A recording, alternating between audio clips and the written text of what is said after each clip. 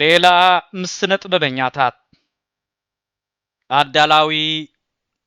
አማን ተኸስተ ሌላ ምስነ ጥበበኛታት አሃዱ ደስታ ዓለም ኣብ 1994 ኣብ ወደባዊት ከተማ ዓሰብ ተወሊዱ ኣብ 2000 ዓመተ ምህረት ምስ ስድራ ቤቱ ናብ ኣስመራ ምስ ገዓዘ መባእታዊ ደረጃ ኣብ ቤት ትምህርቲ ማይ ተመናይ ጀሚሩ ማእከላይ ደረጃ ኣብ ቤት ትምህርቲ ዋርሳይ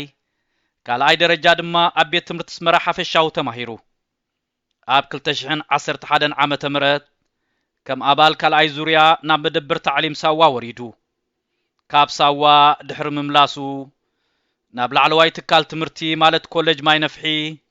ኢንስቲትዩት ኦፍ ቴክኖሎጂ ኤርትራ ተጸምቢሩ ኣብ 2017 ድማ ብስነ ህይወት ማለት ባዮሎጂ ብዲግሪ ተመሪቁ ካብቲ ኮሌጅ ቅድሚ ምምራቁ ኣብ ለካቲት 2016 ዓመተ ምህረት ካብ ካልኣይ ደረጃ ትምህርቲ ጀሚሩ ጻዕረላ መጽሓፍ ትርጉም ሃሪ ፖተር ዘርጊሑ ሃሪ ፖተር እታ እምነተ ኣምራት ዘርእስታ መጽሓፍ ካብታ ሃሪ ፖተር ኤንድ ዘ ፊሎዞፈርስ ስቶን እትብል ቀዳመይቲ ናይተን 7 ተኸታተልቲ መጽሓፍቲ ሃሪ ፖተር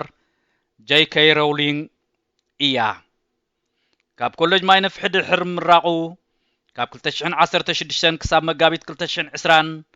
ኣብ ቤት ትምህርቲ ካልኣይ ደረጃ ተኮር ሰረጀቃ ከም መምህር ስነ ህይወትን ስነ ቀመምን ኮይኑ ሰሪሑ ኣብ መጋቢት 2020 ናብ ኢትዮጵያ ዝተሰደደ አሃዱ ኣብ ጥቅምቲ 2021 ማንስ ሰርቺንግ ፎር ሚኒንግ እትብል ፍልስፍናዊት ስለንቦናዊት መጽሓፍ ትርጉም ምንባር ብዝብል አርእስቲ ተርጊሙ ናብ ዕዳጋ ዘርጊሑ ኣብ ታሕሳስ 2021 ድማ How to Win Friends and Influence People እትብል ህብብቲ ናይ ስለንቦና ማለት ነብሰ ምዕባለ መጽሓፍ ተፈታውን ተሰማዕን ምዃን ብዝብል አርእስቲ ተርጊሙ ዘርጊሑ ኣብ ቀረባ እዋን ድማ